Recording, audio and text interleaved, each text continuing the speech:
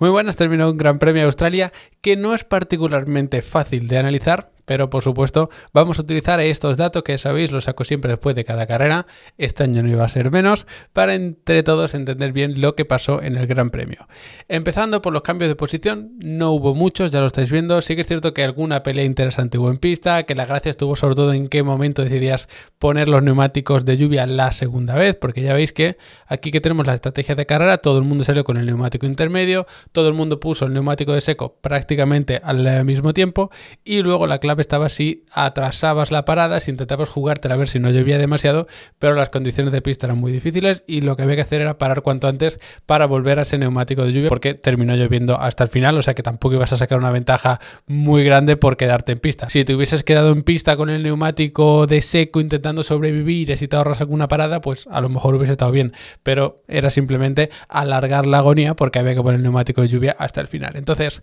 viendo este resumen, por supuesto se dieron muchísimas más vueltas con el neumático intermedio este de lluvia que con cualquiera de los dos de seco y por lo tanto lo que es más interesante de analizar son diferentes estrategias donde está cada uno de los equipos y para eso vamos a utilizar también los tiempos por vuelta que veis aquí. Y vamos a empezar precisamente con los McLaren. Estaban con un 1-2 claramente, lo que pasa que tuvo esa salida de pista Piastri, perdió muchísimas posiciones y al final terminó la carrera noveno, sí que consiguió un par de puntos, pero lejos por supuesto de Norris que era primero. Entonces, tuvieron un ritmo bastante estable, sí que cometieron pequeños errores ambos pilotos, lo vamos a ver aquí. Fijaos que en general, bueno, después de las primeras vueltas con el safety car y todo eso, ya cuando se fue más o menos estabilizando la carrera, fijaos que sí que había un par de vueltas en las que fallaron un poco, porque aquí están los dos en un 31, pero luego hace los dos un 38, 35, 31, 37, es decir, hay un par de vueltas un poquito malas, luego ya recuperaban el ritmo, y es que las condiciones de pista no es que fuesen muy difíciles, ya de por sí, sino que encima iban cambiando. Por ejemplo, las dos últimas curvas eran una tortura porque la pista deslizaba muchísimo cuando volvió a llover. Es decir, que no es lo mismo que tú tengas claro que, mira, la pista está mojada, tengo que ir por este carril, tengo que evitar este piano, tal, sino que encima en cada vuelta la cosa iba evolucionando y por eso era tan complicado. Fijaos que el ritmo de ambos McLaren en general bastante estable, veis que van cayendo siempre los tiempos, es decir, van siempre mejorando esos tiempos, pero en el caso de los Red Bull lo vamos a comparar con Verstappen, vamos a quitar aquí a Leclerc, a Ocon y ponemos por ejemplo a Norris. Fijaos que mantenían el mismo ritmo, se vio como Verstappen le apretaba mucho a Norris cuando iba segundo, pero llega un momento en el que los neumáticos empiezan a fallar. Aquí tenemos la salida de pista que le costó la posición con Piastri y a partir de aquí siempre estuvo unas décimas por detrás. Fijaos que lo normal es que estuviese Norris en 1.29 alto, 29.6, bueno, 29 medio y Verstappen en 1.39, es decir, estaba yendo bastante más lento cuando en un principio era incluso más rápido. La sensación que daba es que Verstappen podía ir un poquito más rápido, pero no lo suficiente como para adelantar unas condiciones tan complicadas que te tenías que ir al carril mojado y ya sabemos lo que pasó. De hecho, hay algo muy interesante y es que en esta vuelta, cuando Verstappen tiene esa salida de pista y ahí es cuando le pasa a Piastri,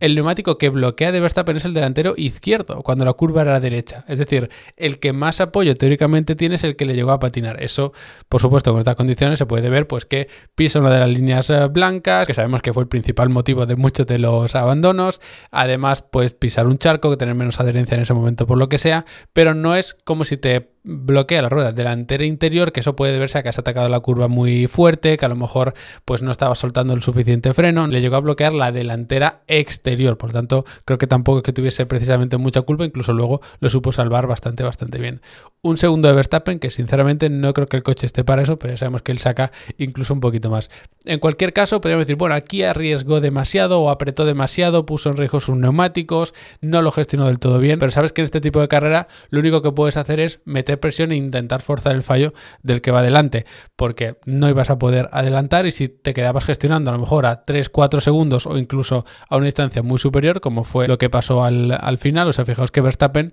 cuando ya vuelve todo el mundo a parar estaba a más de 18 segundos. Si estás a 18 segundos o a 10 o a 15, cuando el piloto delante falle, que puede fallar aunque tú no le vayas metiendo presión, es muy complicado que llegues a alcanzarlo. Entonces aprietas al máximo, intentas provocar el fallo y si ahí te consigues poner delante, luego simplemente tienes que gestionar, porque para que él te devuelva el adelantamiento es muy difícil. Entonces yo entiendo que apretase, que sobrecalentase o sobredesgastase los neumáticos en ese momento, porque sinceramente creo que es lo que tenía que hacer. Que si Piastri no hubiese tenido la salida de pista, a lo mejor podría haber quedado igualmente segundo y forzando tanto los neumáticos hubiese quedado tercero, pero tenía en ese caso bastante más que ganar que perder, al menos en mi opinión, y creo que en general lo hizo muy bien. De todas formas, plataforma. Sabéis que en los directos y tal hacemos un análisis de cada piloto detalladamente, ponemos notas y todo esto.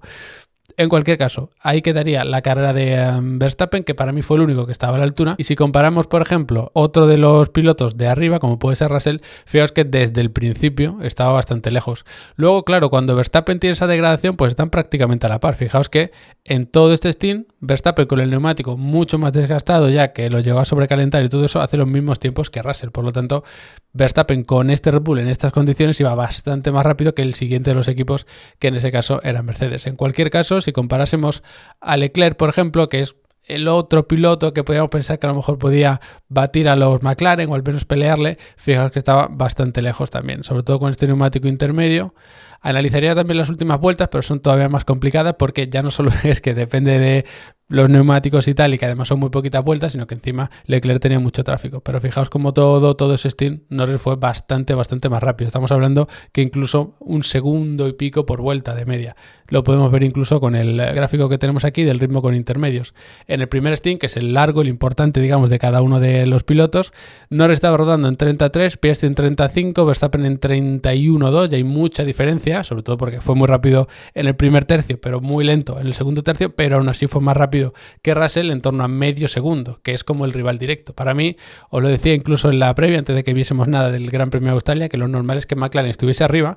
y luego tuviésemos el trío entre Mercedes, Ferrari y Red Bull, sobre todo con Verstappen, hasta que Lawson se adapta al coche, si es que consigue hacerlo, porque no parece tarea fácil. Entonces, de ese trío, de ese juego entre los tres equipos, sí que parece que Verstappen era claramente más rápido, al menos con estas condiciones que sabemos que se le dan bastante bien. Y luego, si vamos un poquito más abajo, es verdad que nos encontramos al Williams, nos encontramos al Aston Martin, y hay gente bastante escéptica en general, sobre todo con el Aston Martin, y yo os debo decir que no vi mal ni el ritmo que llevaba Alonso, ni cómo iba, sobre todo en clasificación. Estuvo a punto de pasar a Q3 Alonso, lo que pasa que tuvo ese error en pista o algún problema en la pista, que pisó alguna suciedad o alguna salida de pista, algo así, pero en la primera sesión de la Q1, por ejemplo, sí que lo hizo muy bien y parecía tener bastante más ritmo. Y en el caso de los Williams, sí que al final pues vemos a un Albon que queda muy arriba, por supuesto, una quinta posición para el Williams es una maravilla, pero es que además se le vio constantemente ser bastante rápido. Rivales directos, pues sería el Alpine, sería por supuesto los Aston Martin. Quizá podríamos meter el Haas, algún Racing Bull, porque por ejemplo Tsunoda lo hizo espectacular en clasificación, recordad que salía quinto, pero claro, en unas condiciones luego en carrera que tampoco le terminaron de favorecer.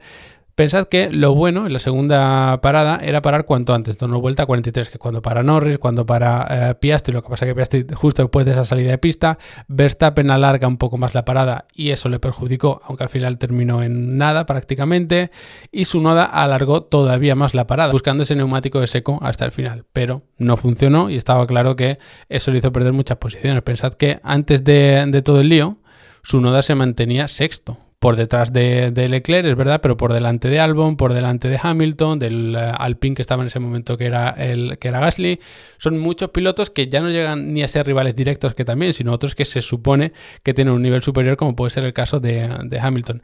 Para mí es un error en este caso del equipo de Racing Bull, porque lo ideal hubiese sido asegurar los puntos sea como sea. Si ves que todo el mundo para y pone esos neumáticos de lluvia, paras y pones esos neumáticos de lluvia. Y algo parecido pasa también con el caso de Ferrari. Se habla mucho de que ha sido una locura, que menuda torpeza, que otra vez Ferrari a sufrir y las estrategias que no entiende nadie. Yo, por una parte, debo decir que sí que entiendo que al final, pues mira, en ese momento tienes a Leclerc quinto, y a Hamilton bastante más atrás, que es octavo. Y digo, bueno, entiendo que quieres ir a por el podio, que quieres arriesgar un poquito más. Empezaba a llover, pero se supone que va a ser una lluvia de unas 2 vueltas y que luego volvería a secarse, pero es que la pista estaba complicadísima, sobre todo esas 2 últimas curvas, y ya solo sobrevivir en esas 2 creo que te iba a quitar todo el tiempo que ibas a ganar por evitarte una parada. Es decir, si tú por sobrevivir ahí vas a perder a lo mejor 5 segundos por vuelta, con 2-3 vueltas ya lo tienes todo perdido, porque habría que contar también que puedes tener alguna salida de pista, ya no solo son esos segundos, sino bastantes más. Para mí creo que arriesgaron demasiado. Aun siendo quinto y octavo, son bastantes puntos en la primera carrera. Lo único que tienes que hacer es ir a asegurar.